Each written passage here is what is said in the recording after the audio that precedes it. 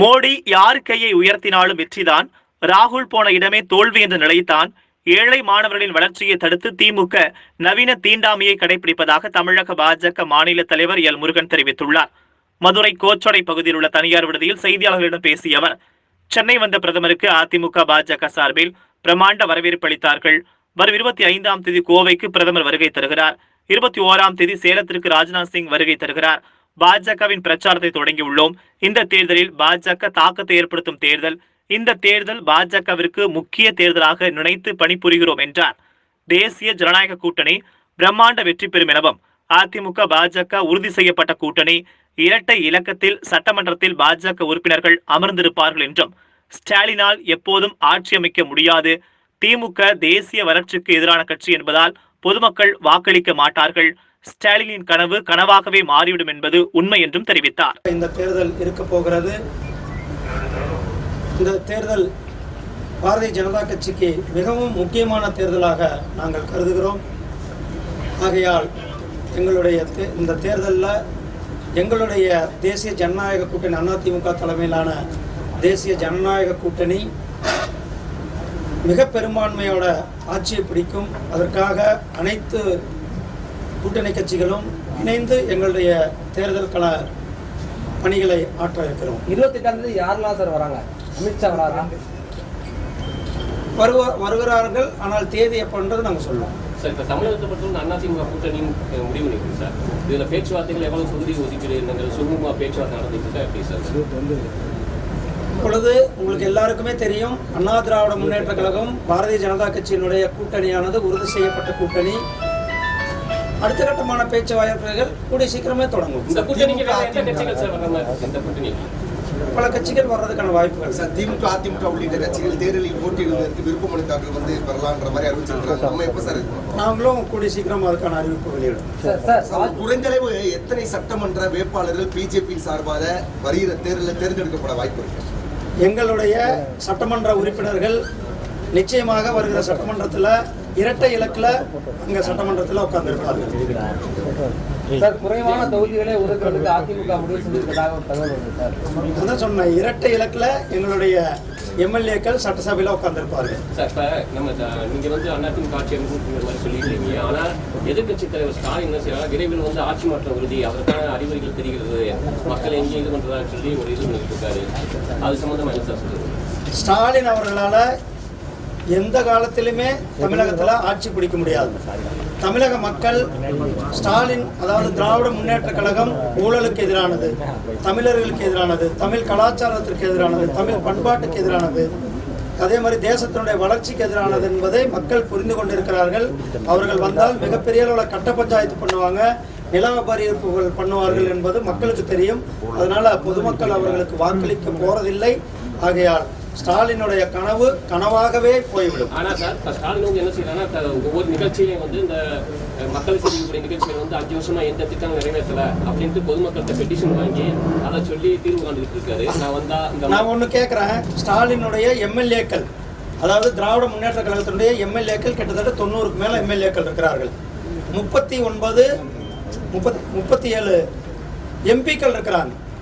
இன்னைக்கு வரலும் ஏதாவது ஒரு இடத்துல ஒரு குறை தீர்ப்பு கூட்டங்கள் நடத்தியிருக்கிறார்களா? அவங்களுடைய எம்எல்ஏக்கள் குறை தீர்ப்பு கூட்டத்தை நடத்தியிருக்கிறாங்களா? அல்லது ஸ்டாலின் அவர்கள் சென்னை மேயராக இருக்கும் பொழுது என்னைக்காவது ஒரு குறை தீர்ப்பு கூட்டம் நடத்தியிருக்கிறாரா?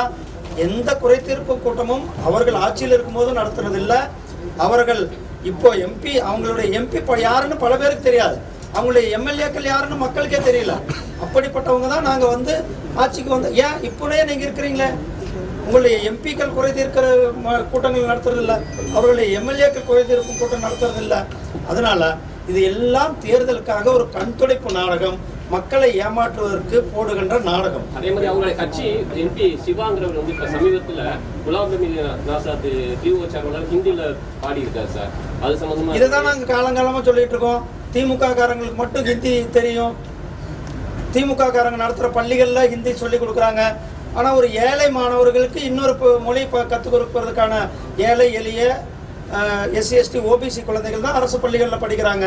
சிபிஎஸ்சி ஸ்கூலில் அல்லது மெட்ரிகுலேஷன் ஸ்கூலில் வசதியான குழந்தைகள் படிக்கிறாங்க. இந்த ஏழை குழந்தைகளுக்கு தான், அதுதான் நான் கேட்டேன், நவீன தீண்டாமையை திராவிட முன்னேற்றம் கடைபிடிக்கிறது இந்த மொழிக் கொள்கையில். இது எதுக்கு இரட்டை நிலைப்பாடுன்றது தான் எங்களுடைய இது. அவங்க ரெடியா, அதாவது திமுகனுடைய நிர்வாகிகள், திமுக குடும்பத்தை சார்ந்தவர்கள் நடத்துகிற பள்ளிகளில் தமிழ் ஆங்கிலத்தை தவிர நாங்கள் வேறு மொழி கற்பிக்க மாட்டோம்ட்டு அவங்க ஏதாவது அட்மிஷன் எடுக்கிறதுக்கு ரெடி இல்லை. இது எல்லாம் ஏழை மக்களை மொழியின் பேரில், தமிழ் கலாச்சாரத்தின் பேரில் ஏமாற்றுகின்ற செயலை தான் திராவிட முன்னேற்ற கழகம். பெட்ரோல் டீசல் விலை கேஸ் உயர்வு வந்து மக்கள் மீது செலுத்தக்கூடிய அந்த சர்ஜிக்கல் ஸ்ட்ரைக் அப்படின்னு சொல்லி தமிழக அரசு சொல்றாங்க. அதாவது பெட்ரோல் டீசல் விலையானது சர்வதேச இதை பொறுத்து இருக்கிறது, ஏற்றம் இறக்கமானது. அப்பப்போ அது அந்த உலக பொருளாதாரத்தை டிபெண்டிங் அப்பான் த உலக பொருளாதாரம் அதை சார்ந்து இருக்கும். நிச்சயமாக அரசாங்கம் இதை கவனத்தில் கொண்டு இருக்கிறது, இறங்கும்.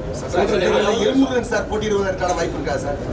மேல கட்சி மேலிடம் கேட்டுக்கொண்டால் போட்டு. சார் இப்போ ட்ரம்ப்புடைய கையை உயர்த்தி பிரதமர் பிடிச்சாரு, ட்ரம்ப் தோத்துட்டாரு. அதே மாதிரி வந்து தமிழகத்தில் வந்து எடப்பாடி ஓபிஎஸ் அவங்களுடைய கையை உயர்த்தி பிடிச்சிருக்காரு. அப்படி அது விரைவில் வந்து தமிழகத்தில் ஆட்சி வந்து மாறும். இந்தியா முழுக்கும் கையை தூக்கி பிடிச்சி அத்தனை இடத்துலையும் வெற்றி பெற்றிருக்கிறாங்க. அது மட்டும் இல்லாமல் இப்போ ஸ்டாலின் அவர்களுக்கும் ராகுல் காந்தி வந்து தமிழ்நாட்டில் சுற்றுப்பயணம் பண்ணார். ஏதாவது ஒரு மீட்டிங்ல கரூர்ல மட்டும்தான், ஒரே ஒரு நிகழ்ச்சியில மட்டும்தான் ஸ்டாலின் அவர்களை பத்தி பேசினார்.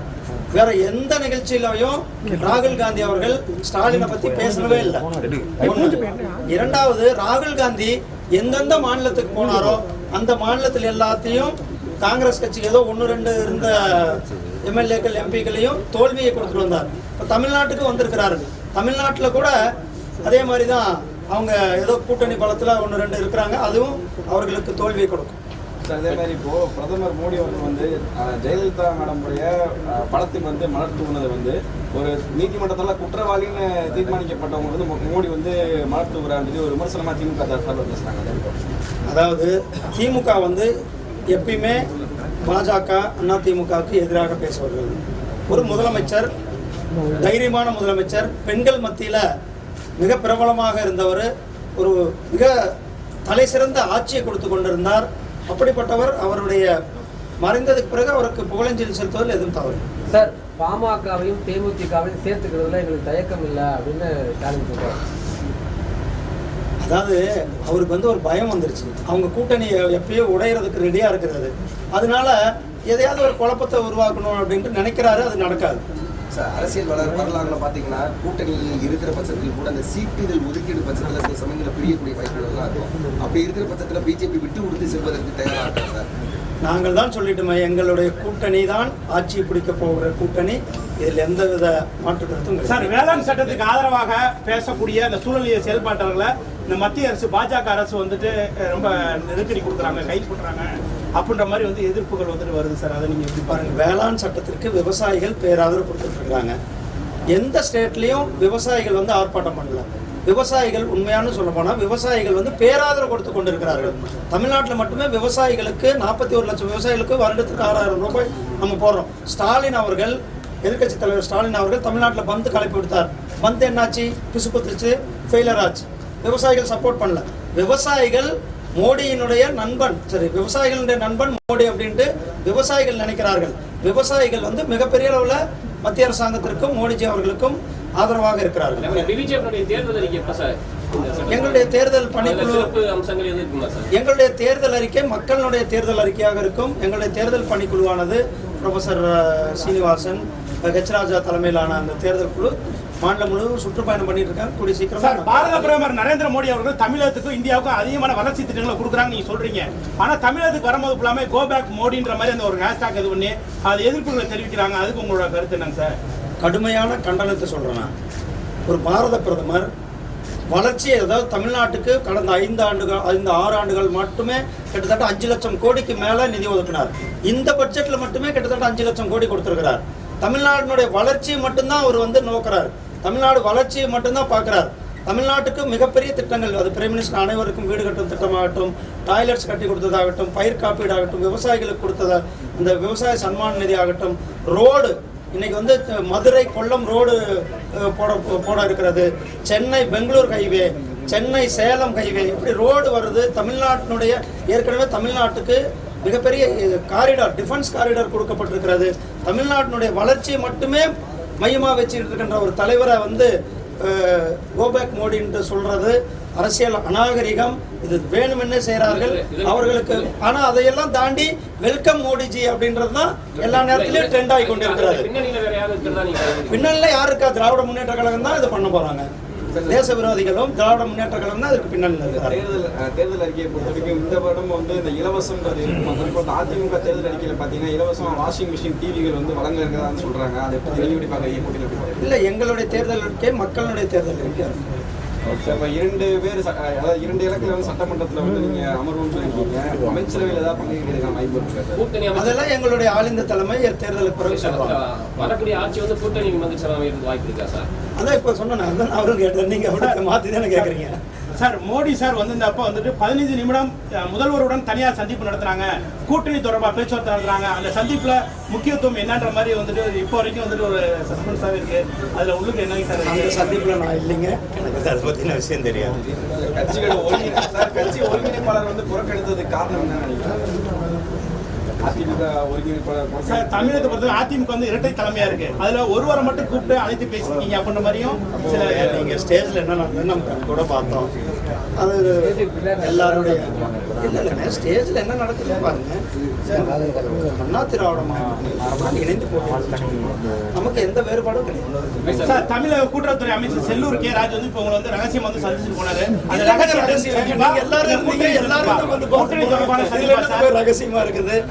எல்லாரும் இருக்கும்போது தானங்க சந்திச்சாரு. எங்க நிர்வாகிகள் நீங்க எல்லாம் இருந்தாங்க. இதுல என்ன ரகசியம்? அதாவது கூட்டணி கட்சியினுடைய அமைச்சர், கூட்டணி கட்சியினுடைய தலைவர் மதுரைக்கு வந்திருக்கிறாங்க. இதுல மரியாதை நிமித்தமா சந்திக்கல என்ன இருக்கு? புதுச்சேரியில பாரதிய ஜனதா கட்சியின் அழுத்தத்தினாலதான் வந்து நாங்க ராஜினாமாவே பண்ண போறோம் அப்படின்ற மாதிரி வந்து ஒரு கருத்து வருது. முதல்வர் உள்ளிட்ட அமைச்சர்களும் ராஜினாமா. நாராயணசாமியினுடைய செயல்பாடு பிடிக்காம அமைச்சர்களாகட்டும் எம்எல்ஏக்கள் ஆகட்டும் ராஜினாமா செஞ்சிருக்கிறாங்க. அந்த ஆட்சி என்ன நடக்குன்றதை நம்ம பொறுத்து. அதே மாதிரி சசிகலா வருகை உங்க கூட்டணி கட்சியான அதிமுக பாதிக்கும் அல்லது உங்க கூட்டணியை பாதிக்கும்?